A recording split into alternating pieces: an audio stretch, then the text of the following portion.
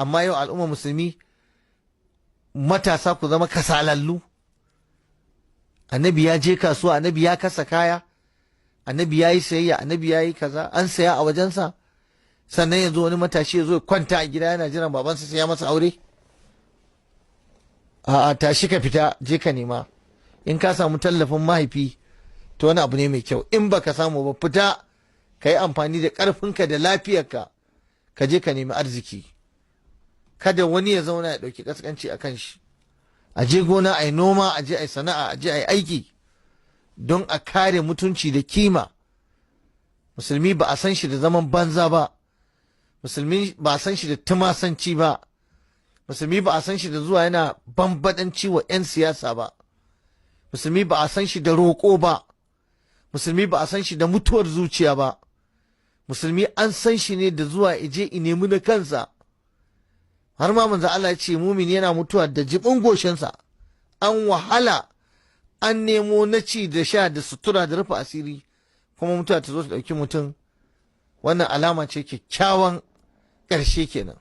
Amma mutum ya zo ya zauna baya komai, baya sana'ar komai, bai da aiki sai roƙo, wallahi wannan ba daidai ba ne, kuskure ne. Dole a je gona a yi shuka, a yi noma, a samu abin da za a dan samu, a yi sana'a, a yi kaza, a yi kaza, a yi kaza. Kada a zauna haka. Wannan saƙo ne mai muhimmanci, kada ku yi sakaci da shi ya shabab. Sau da yawa za ka ga matashi yana cewa sai na kai lokaci kaza zan zama mutumin kirki, ko yanzu a bar ni dai na ɗan sheke ayana na taɓa. To ai baka sani ba, idan ka rayu daga shekara 18 zuwa shekara 23, a wannan shekarun kamar yadda ulama'un nafsi suka faɗa, abin da ka saba yi a wannan shekarun shi zai ɗaure maka a rayuwanka, ba za ka iya gyarawa ba. Daga shekara 18 ko daga sinnul murahaqa, shekara 15, 16, 17, 18 har ka je sinnul bulug, sannan ka shiga sinnul bulug ka je shekara 23, to gaba ɗaya rayuwanka zai ginu ne akan abin da ka rayu a wannan sagagin kana yi. Wallahi idan baka gyaru a wannan lokacin ba zai yi wahala matuka kaga ka zama mutumin kirki, kammalallen mutum, zai yi wahala matuka. Idan kuma ka lalace to da wuya a ce 'ya'yanka sun zama mutanen kirki, sabila da ka shajaratin khabisatin ne ujutussat min fawqil ardi ma laha min qarar. Ka zamanto kawai mummunan tsiro, don haka abinda da ka tsirar ma munana ne, sai dai idan Allah ya yi hikiman nasa na yukhrijul hayya min almayyit wa yukhrijul mayyita min alhayy, sai a iya ganin kila ka aifi 'ya'ya mutanen kirki. To wannan haka sunnar rayuwa gaba ɗaya yake. Allah ubangiji ya kiyaye mu. To matasan mu da yawa ba su da role models a ɓangaren sana'o'in hannu, ba su da kuma mentors wanda za su rene su, jagororinsu ba su da su. Jagororinmu kawai a cikin ma'aikatan gwamnati ne da siyasa. Thank you very much.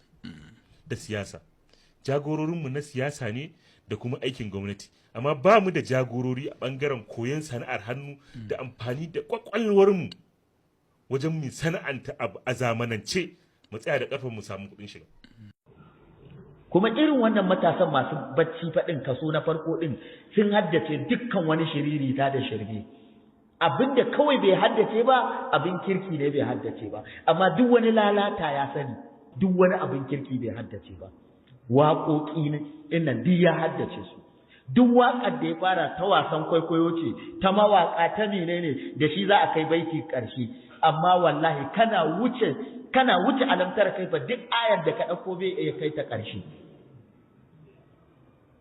Duk sunan 'yan wasa ya sani, duk sunan mawaƙa ya sani, duk sunan masu fim ya sani, duk sunan wasu, duk wani sakare a duniya ya haddace labarinsa, amma bai haddace tarihin mutanen kirki ba.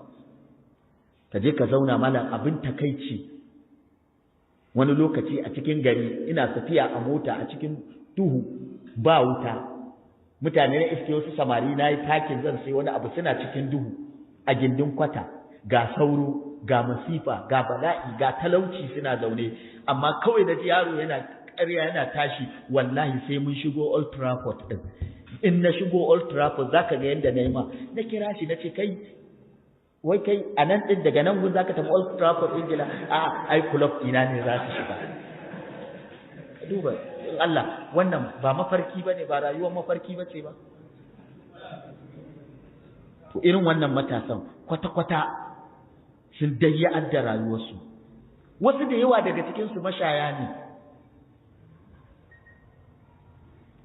domin da ka ga matashi ya ɗau hanyar shan ƙwaya ta wannan ekis a rayuwarsa, saboda ya lalata rayuwarsa, yanzu ya zama kallon alal mujtama, ya zama nauyi akan society. Bai amfani iyayensa ba, bai amfani garinsu ba, bai amfani ƴan unguwarsa ba, kuma bai amfani kansa ba. Yanzu wannan ya zama mashiririci na ɗaya. Kana shan wiwi, kana shan ƙwaya, kana shan duk wani kafso da duk wani abu da sunan ko aiki ko nishaɗi ko wani abu, ka zama ɗan ƙwaya, wata tsiya za ka tsinana. Ba abin da za ka tsinana a duniya. To wannan nau'in na matasa su ne matasan da suke rayuwa a cikin mafarki, wanda suka ɗauki shiririta ita ce abin yi, wanda suka haddace duk wani sakarci, duk wani abu mai amfani ba su haddace ba. Ba abin da suka iya a rayuwarsu sai tatsuniya da shirya me za su zama gobe. Duk yaron da ka ɗauko shi ka saka shi a shago ka ce gashi sai wanda Allah ya kubutar, in Allah ya sa da in ya daɗe da yawa shekara ɗaya, kawai abin da zai fara yaushe ɗan banza ne zai zauna yana tara maka kuɗi, shi ma zai cire bansa. Shi sa ba ma samun arziki, gaggawa ce da mu. Duk wanda ya shiga shago so yake sai ya zama kamar alhaji a shekara ɗaya. Alhaji ya yi faci, alhaji ya yi dako, alhaji ya yi noman kuɗi, alhaji ya yi tsince-tsincen bola, alhaji ya yi aikin ƙarfi, alhaji ya yi kiwo, alhaji ya yi wahala, alhaji ya shekara kaza yana tara kuɗi. Kai da yake ɗan banza ne kai, shekara ɗaya kana gani za ka samu kuɗi? Ko na haram ɗin ne kana ga za ka tara ta shekara ɗaya? To abin da yake damun mu kenan a yau. Kwanan nan wani bawan Allah yake gaya mu, yace malam na zuba miliyoyin kuɗi, na ɗauko ƴan uwana dangina na kusa da su, ku yi haƙuri ku ji wannan karatun, musamman matasa nake gayawa. Yace na zuba kuɗi na saka yara a shagon nan. Yace malam idan aka zo aka yi lissafi sai in tarar da miliyan kaza sun salwanta, a buga lissafi kuɗi a neme su a rasa. Malam cin amana ya yi yawa. Akwai mutumin da na sani wallahi tsabar cin amana ya kashe shi, ya kai shi kabari. Ni na masa sallah. Babban mutum ne attajiri, suka gigita shi, suka karya shi a kasuwarsa. Ka san shi dan kasuwa malam,